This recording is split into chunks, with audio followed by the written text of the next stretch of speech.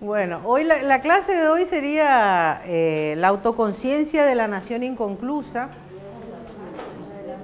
Vamos a abarcar los últimos 20, 30 años del siglo XIX y en particular nos vamos a concentrar cómo terminó el siglo XIX la nación latinoamericana. Sí. Y particularmente, sí, no, Ramos era un escritor, otro hombre de letras que se dedicó a la política. No, aparte del capítulo de... Por eso es una prosa que se recomienda leer de vez en cuando. ¿Qué año dijo? Serían los últimos 20, 30 años del siglo XIX. Sí. No hay una fecha específica. Sí, 30, 40, vamos a decirlo, vamos para redondear. Sí, 40 más seguro. ¿Qué es lo que nos interesa? Espere que les pongo acá. No hay una fecha, no hay un periodo específico. Vamos a concentrarnos en este periodo porque es el que Ramos considera, y muchos autores revisionistas consideran, que es el periodo en el que se rediseñan los estados nacionales latinoamericanos, ¿sí? Nace lo que sería, vamos a poner acá, en qué se rediseñan las repúblicas latinoamericanas. Nace una corriente en Europa llamada el positivismo, de la cual vamos a hablar. ¿Qué peso en esta teoría? Es una filosofía teórica, política, cultural. Por supuesto, todo lo que es teórico, político, alcanza a lo económico, y todo eso siempre tiene que ver con el diseño cultural que se hace de nuestros estados latinoamericanos, ¿sí? Este periodo, con qué características se va a rediseñar a la nación latinoamericana, a las repúblicas? Primero, como dimos, exacto. Empieza toda una corriente de pensamiento en Europa, que es el positivismo. El positivismo vendría a ser una corriente que se piensa y se crea a partir del momento en que las grandes burguesías europeas han consolidado el modelo económico de acumulación de capital, ¿sí? Es un momento en que ya han pasado las convulsiones, ¿qué tal? ¿Cómo le va? Han pasado las grandes convulsiones sociales en Europa y ellos esperan que se terminen las grandes convulsiones sociales en los puertos o en los mercados, como Latinoamérica, es decir, que terminen las etapas emancipadoras. ¿Por qué? Porque estas grandes convulsiones, es decir, estábamos a 50 años de la Revolución Francesa, ¿sí? Ya estamos en la segunda etapa de la Revolución Industrial Inglesa. Las burguesías europeas han alcanzado un estándar de vida altísimo. Entonces, lo que se busca es terminar con cualquier filosofía que propenda a nuevas revueltas o a nuevas revoluciones, porque la burguesía europea lo que quiere es el concepto del positivismo europeo, el orden para seguir, obviamente, acumulando capital y el progreso, ¿sí? Ustedes se fijarán que algunas de las banderas latinoamericanas llevan como consignas, la más conocida de todas es la bandera del Brasil, porque este ideario del positivismo europeo está basado en un cientificismo que intenta y ha desarrollado y va a desarrollar una tecnología de avanzada para la época, pero es una tecnología pensada para mejorar el proceso de acumulación de capital, ¿sí? Es un momento en que la abundante cantidad de materias primas de la que le estamos proveyendo los mercados latinoamericanos han generado un estándar económico altísimo en las burguesías europeas. Entonces, la burguesía europea lo que necesita es que no haya más ningún pensamiento revolucionario.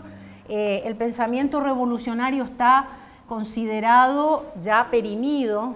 El pensamiento revolucionario era un poco la filosofía política del liberalismo que llevó a las grandes luchas libertarias de la emancipación y era considerado parte del movimiento del romanticismo. El romanticismo no es un movimiento literario, tampoco es escribir sobre novelas de amor. Este pensamiento era totalmente el opuesto al ideario del positivismo. El positivismo aspiraba a la concreción de avances científicos puestos al servicio de la tecnología puesta al servicio de los avances económicos para seguir concentrando capitales y mejorar, sobre todo, los procesos de embarque de la materia prima desde Latinoamérica y los otros puertos del mundo, serían África y Asia. Acuérdense si dieron historia social con el profesor Tamis que se habló de la llegada de los frigoríficos y el impacto que tuvo en la producción de carne, en la venta de la materia prima, que en la Argentina, como todas las grandes repúblicas de Latinoamérica, se le condena a ser monoproductores.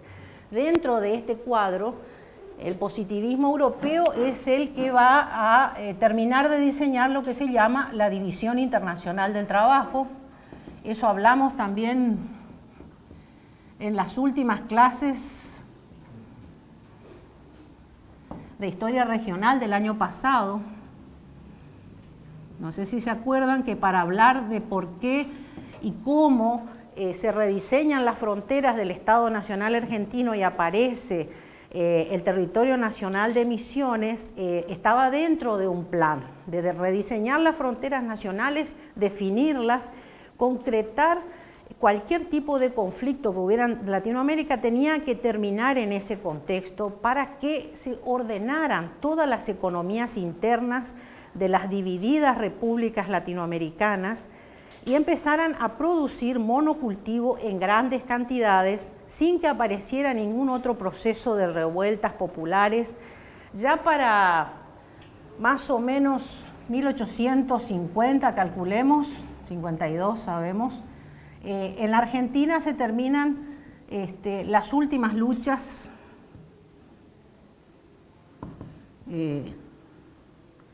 o levantamientos populares, vamos a decir. Termina oficialmente, podemos decir, con la famosa batalla de Catsero. Después van a seguir Felipe Varela y el Chacho Peñalosa unos años más. Pero para ponerle una fecha oficial, no nos olvidemos que el positivismo en Latinoamérica después va a jugar un rol esencial, va a construir todo un aparato ideológico y cultural en el que se van a cimentar las historias nacionales y en el que van a jugar un rol muy importante los intelectuales latinoamericanos, que es un poco la clase a la que queremos dedicarnos hoy. Por eso se marca en la historia oficial más o menos el periodo en el que se diseña la Constitución Nacional Argentina, el fin del periodo de las últimas luchas populares. Sabemos que quedaron peleando ya prácticamente aislados el Chacho Peñalosa y Felipe Varela, son los últimos en levantar. Y López Jordán. Vamos a ponerle federales acá por dar un nombre genérico. ¿Sí? La idea, como decíamos, el positivismo europeo aspira a esto, que haya un orden total, ya no haya grandes movimientos revolucionarios, ni en Europa mucho menos. Como dice Ramos, se festejaban los 50 años de la Revolución Francesa con salvas y bailes en las plazas, seguro en el Champs-Élysées, me perdonará la pronunciación, pero nada más. Lo que quería la burguesía europea era disfrutar de la extraordinaria riqueza de la que estaban haciendo acopio a partir de este gran proyecto que era el positivismo europeo. Esta etapa de acumulación de capitales que va a enriquecer a dos grandes sectores. Uno va a ser la burguesía europea.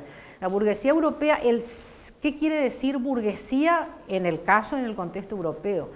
Es aquella clase social que ha promovido revoluciones sociales y políticas para generar un Estado nacional consolidado y generar una economía nacional soberana que después le permita empezar a desarrollar proyectos científicos, tecnológicos, sociales y políticos que consoliden su economía y se lancen a la carrera de acumulación de capitales. Eso es la burguesía en Europa. ¿Cuál es la clase social que se va a enriquecer en Latinoamérica? Y es el opuesto absoluto a la idea de una burguesía productora de una economía soberana. Mientras se enriquece la burguesía en Europa, en este periodo tenemos a la burguesía europea, fines del siglo XIX, altísimo estándar económico basado en el desarrollo científico, tecnológico,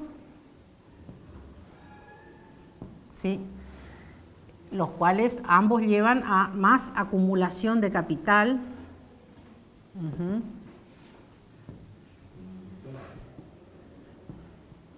Claro, militar, acá hay otro elemento que se me estaba escapando, militar, porque esa también siempre va a ser una forma de vigilar a cualquiera que rompa el orden establecido.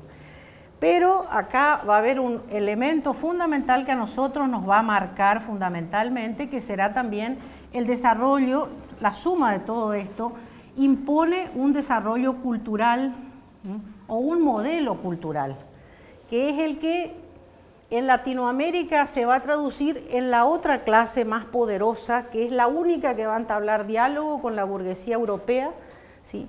Es una burguesía, como bien decía acá el magíster Castiñeira, que ya ha alcanzado un grado de estándar económico similar al de las grandes noblezas contra las que había peleado antes. Ahora se vive la altísima burguesía, la de los grandes empresarios, los que hicieron los descendientes de la Revolución Francesa, que pelearon para conseguir igualdad de derechos, y el solo para que no...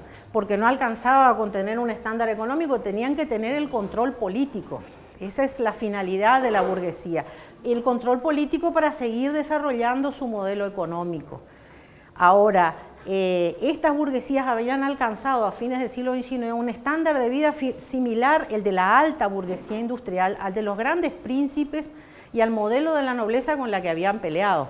Después, bueno, hay todo un largo y complejo análisis de cómo es la burguesía europea, cómo van a ser sus hijos y sus descendientes. La primera generación es la que trabaja, la segunda la que ya se dedica a estudiar en las grandes universidades, la tercera se va de vacaciones y a vivir, a hacer el bon vivant, como decían, ya iba degenerando. Pero lo que a nosotros nos interesa es el vínculo que tiene esa burguesía, claro, con el diseño de las modernas repúblicas latinoamericanas de fines del siglo XIX.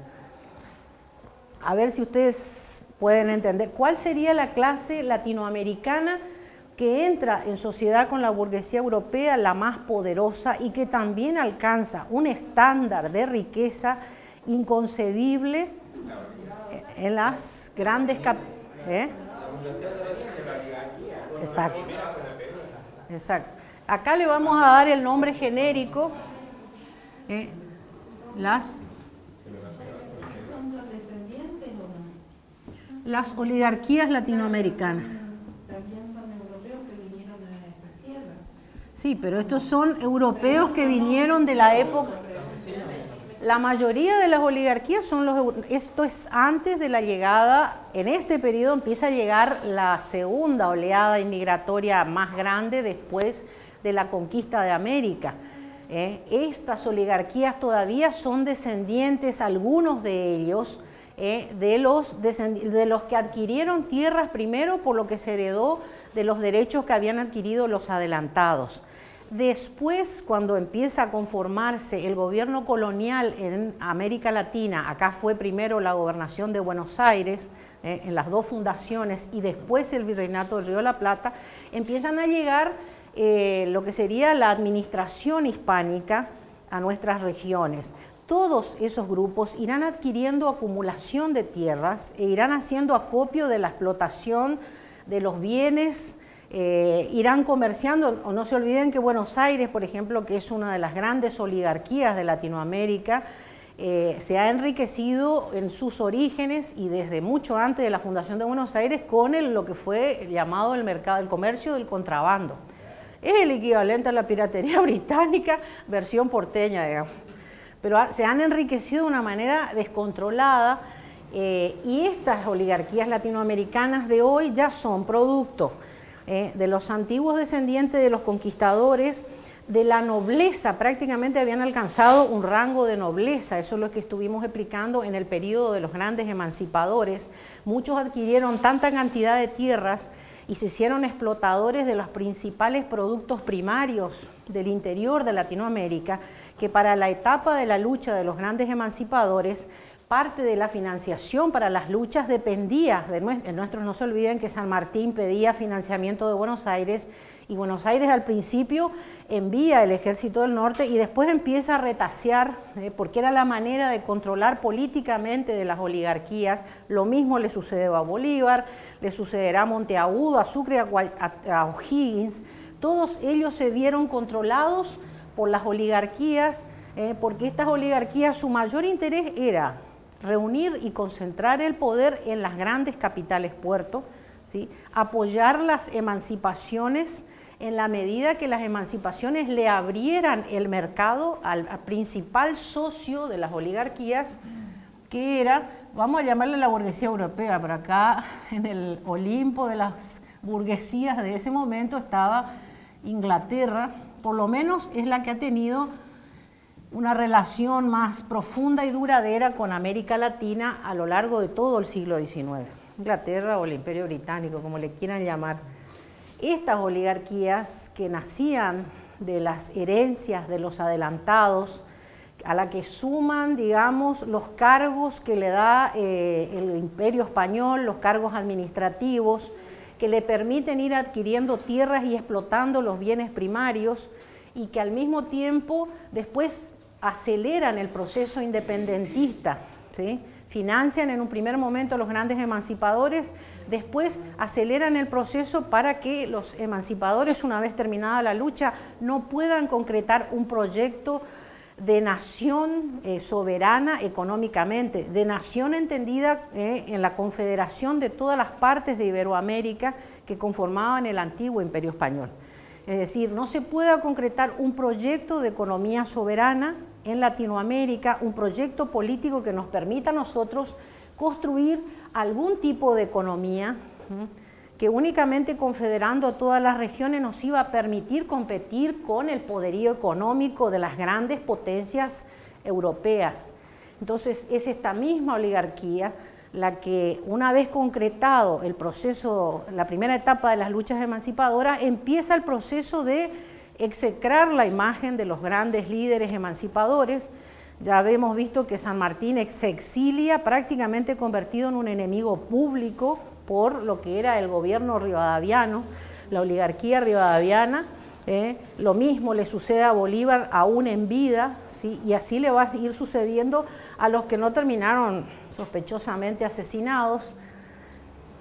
Para la década del 50, aún cuando cae el último de los grandes proyectos bolivarianos, que fue la Confederación de Centroamérica, ya no quedaban prácticamente movimientos o levantamientos populares.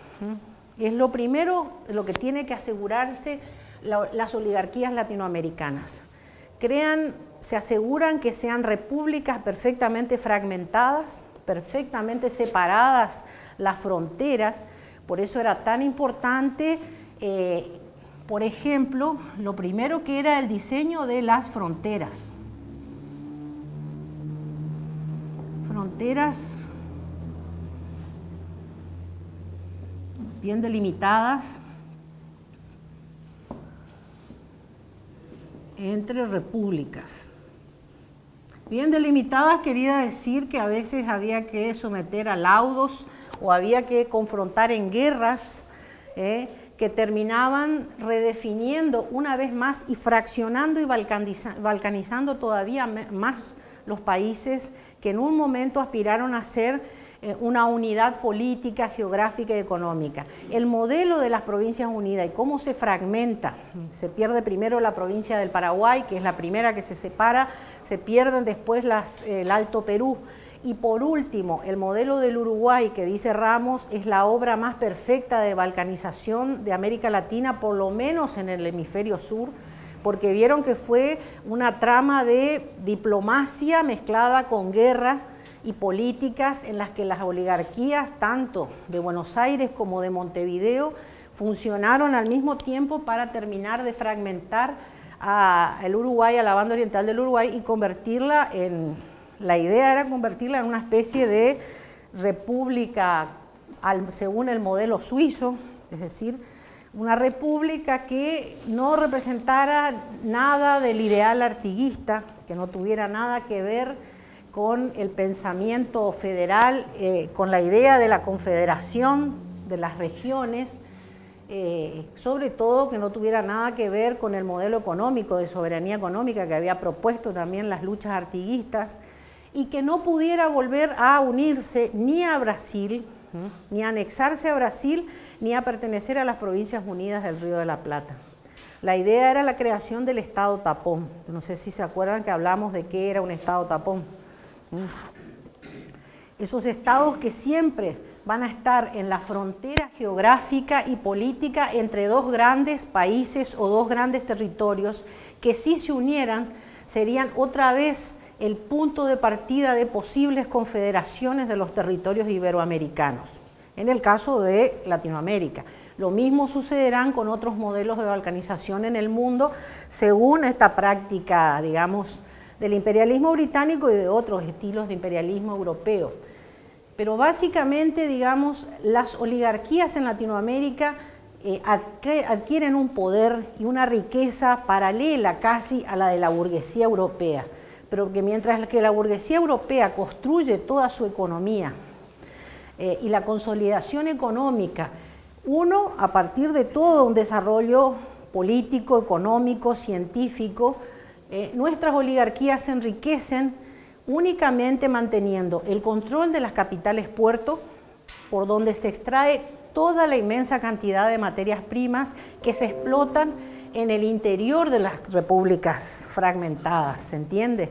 En cada uno de los interiores de las repúblicas de Latinoamérica van a haber grandes feudos o patriciados que se encargan de la explotación directa de las materias primas que van a salir por los capitales puertos, que son socias de las oligarquías. Claro, y eso tiene que ver con lo que recién hablábamos medio en broma de qué es aburguesarse y ser burgués. Ser burgués en un país o en una nación donde uno ha desarrollado una economía soberana, ha creado una economía tan poderosa que tu Estado nacional puede entrar a discutir en el Concierto de las Naciones o formar bloques según su propia decisión y no estar controlada por potencias extranjeras, no es un concepto en el que la burguesía esté, desde nuestro punto de vista, al menos mal vista.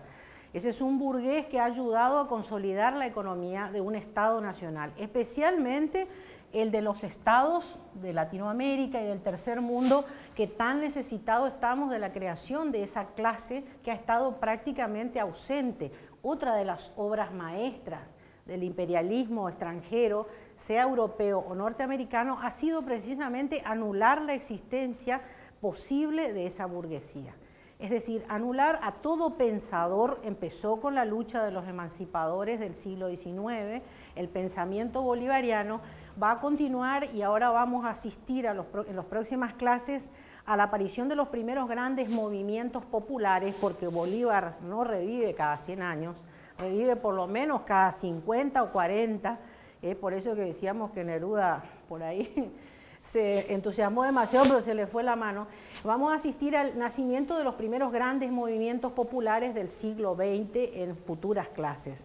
Ahora lo que estamos viendo un poco es la caída del proyecto, pero todo esto es nada más que un preámbulo porque nos interesa saber quiénes van a ser los que pueden reflotar el proyecto bolivariano en Latinoamérica. Aparte de la burguesía nacional, necesitamos pensadores nacionales que acompañen, que fundamenten, que promuevan, ¿sí?, ese pensamiento, porque se ha olvidado o se ha silenciado, que es otra de las grandes artes de la oligarquía, es el impedir que se expresen de cualquier manera, porque el aparato de la oligarquía latinoamericana fue el diseño, como dijimos, de fronteras bien delimitadas.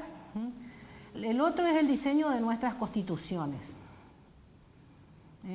Se escriben las grandes constituciones, se diseñan los famosos símbolos patrios y como bien dice Ramos, se construye el mito, por eso a mí que me gusta tanto el tema de la mitología, hay distintos autores que han abordado el tema de la construcción del mito nacional, del personaje histórico nacional. El mito acá sería la construcción del prócer, la construcción de la imagen de lo que es un prócer. Entonces ahí es cuando se fosiliza, dice Ramos, la imagen de Artigas, de San Martín, de Bolívar. ¿Dónde van a estar presentes? En las estatuas ecuestres y pedestres, como dice Ramos. Esa va a ser toda la referencia. Y lo que es más importante, una de las obras maestras de las oligarquías latinoamericanas, siempre en sociedad con este pensamiento extranjero, es la construcción, y ahí vamos a lo que hoy teníamos que, esto es toda una introducción, la construcción de una cultura, podemos llamarle neocolonial, a través de escritores, pensadores, le vamos a dar distintos nombres, que fueron financiados por las oligarquías norteamericanas, ¿sí? Nosotros íbamos a tomar como modelo algunos de esos pensadores. Los que no fueron financiados por las oligarquías latinoamericanas, estos van a ser los grandes padres de la historia nacional, que junto con el modelo pedagógico escolar, le podemos llamar, han tenido un efecto, ¿cómo podemos decir? Todo el siglo XX, ustedes que ya son prácticamente, bueno, nacieron en el siglo XX, nosotros los que nos criamos en el siglo XX podemos decir el efecto y el peso que ha tenido, en el 10 y 20 diría Lelutier,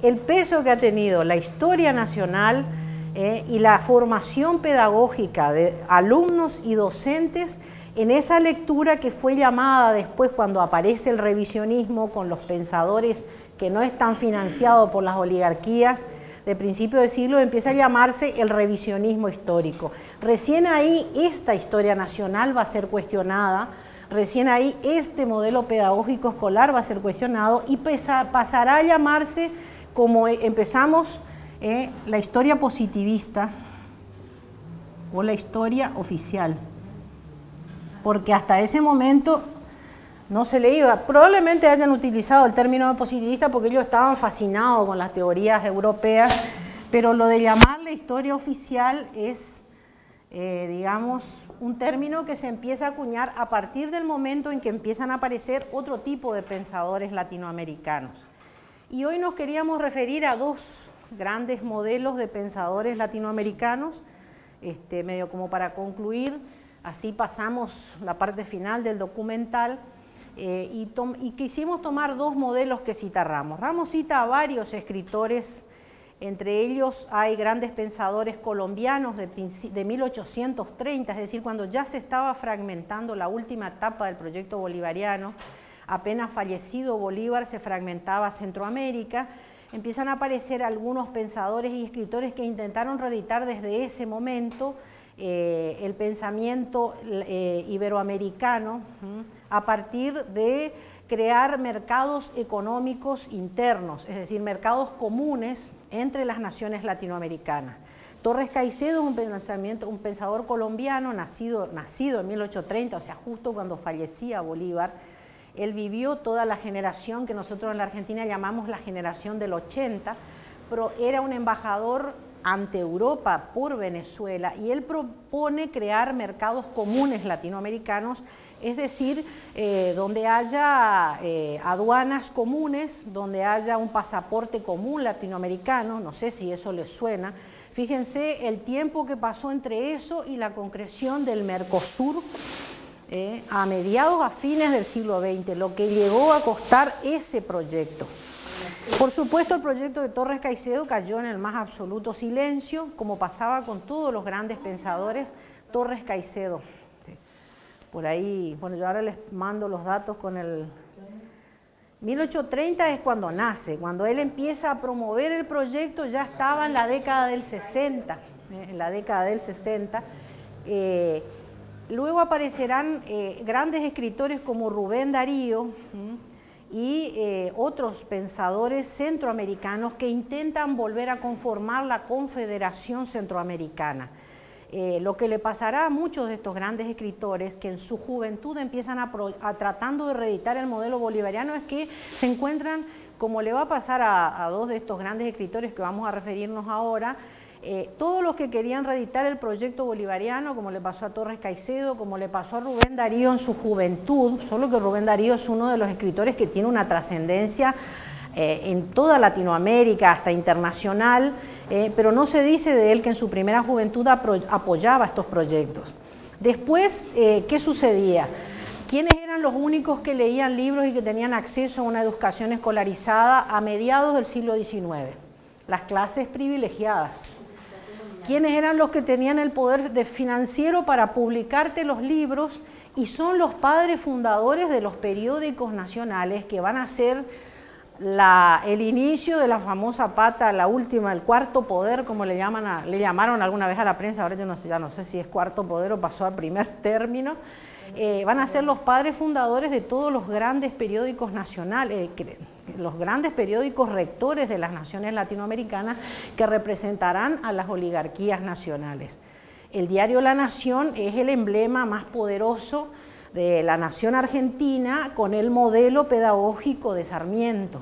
En cada capital de Latinoamérica va a haber un periódico de esa naturaleza. Entonces, el escritor latinoamericano, como en la juventud de Rubén Darío, cuando él intenta reeditar la unidad centroamericana, como sucedió con otro escritor y pensador uruguayo, que era Floro Costa, que intenta que la República del Uruguay se vuelva a anexar a las Provincias Unidas, caen en el más absoluto silencio sus proyectos. Obviamente no tienen financiamiento para publicar libros. Muchos de los grandes escritores, como pasa hasta el día de hoy, viven del periodismo. Otros han sido embajadores de sus países, pero la mayoría de ellos se encuentran en el vacío de no poder publicar. Entonces, en los principales y únicos diarios que había en las capitales latinoamericanas se los silencia. Entonces vamos a encontrar muchos de los que propusieron proyectos latinoamericanos, estos dos como Floro Costa en Uruguay, como Torres Caicedo en Colombia, como Rubén Darío en su juventud. Rubén Darío después continúa en la exitosa carrera política, pero ya cambia el tenor de su escritura y ya se olvida de los jóvenes ideales. Y dos de esos modelos que...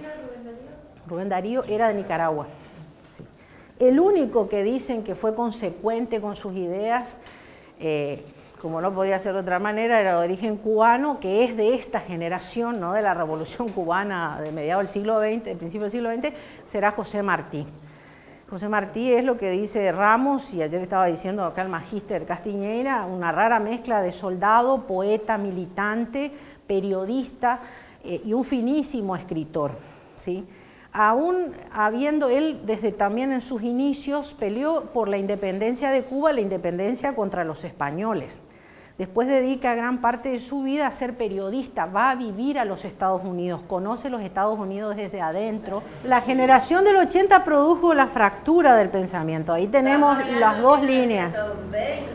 Y ellos van a ser los que le van a dar pie a las generaciones de principios del siglo XX, donde van a acompañar a los primeros grandes movimientos populares que otra vez vuelven con una reedición muy novedosa en algunos casos, como la Revolución Mexicana, y también se podría decir que muy novedosa como es el ascenso del irigoyenismo en la Argentina, por citar solo dos países que están en una punta y el otra de Latinoamérica. Pero ellos tuvieron, digamos, su base en los pensadores que generaron un quiebre en la generación del 80, porque acá estaba el núcleo duro del poder que diseña a las modernas repúblicas liberales, las repúblicas modernas, precisamente, entre comillas, las que tenían que tener un molde europeo, ¿de dónde surge? Una corriente de escritores que idealiza a Latinoamérica, y ahí vamos a hablar del famoso José Enrique Rodó, el escritor uruguayo, para después terminar hablando de otro escritor argentino. José Enrique Rodó fue un escritor uruguayo, que a fines del siglo XX edita una serie de libros pero hay uno en particular que lo inscribió entre las grandes letras de Latinoamérica, lo mismo que José Martí. Lo que pasa es que aquellos que tuvieron un pensamiento revolucionario o bolivariano después quedarán en el recuerdo de ser grandes escritores latinoamericanos. No se menciona su pensamiento político. De José Martí, la mayoría coinciden en la exquisita forma de escribir, en ser uno de los primeros escritores latinoamericanos que introduce la lengua popular de los afrodescendientes. En toda su poesía latinoamericana está plagada de la lengua afrodescendiente. Era antes execrable por los grandes y exquisitos escritores europeístas introducir jerga popular, las formas de habla popular del pueblo mestizo latinoamericano. José Martí es uno de los primeros que introduce poemas tan famosos, ese que se estudia en todas las escuelas, cuando se estudia hasta en las primarias, Songorocosongo, que se cree que es un canto, bueno, sí, es como una poesía infantil, pero nos parece infantil por el hecho de que nos puede parecer gracioso los sones y las formas de pronunciar. En realidad es todo un estudio de la base lingüística de la herencia afrodescendiente de Latinoamérica. En el caso de José Enrique Rodó, él empieza en su juventud también promoviendo el proyecto bolivariano desde el Uruguay. Es uno de los escritores que mayor trascendencia tuvo porque empieza sus escritos hablando y reflexionando sobre el proyecto de Bolívar. Para mi asombro, cuando yo leo sobre la proyección que tuvo este libro tan famoso que lo vamos a mencionar ahora, y Ramos habla de su proyecto anterior bolivariano, cuando yo voy a leer se encuentran las páginas de internet tranquilamente, hay que buscar José Enrique Rodó, lo que escribió sobre Bolívar, es como leerlo a Abelardo Ramos, es impresionante la similitud en el texto, en la prosa que tiene y en las ideas sobre cómo redita el pensamiento. Ese pensamiento fue totalmente ocultado, podemos decir, o silenciado. Lo que trasciende de Rodó es una de las obras más famosas que tuvo muchísimo alcance en ese contexto histórico, que es el famoso libro El Ariel.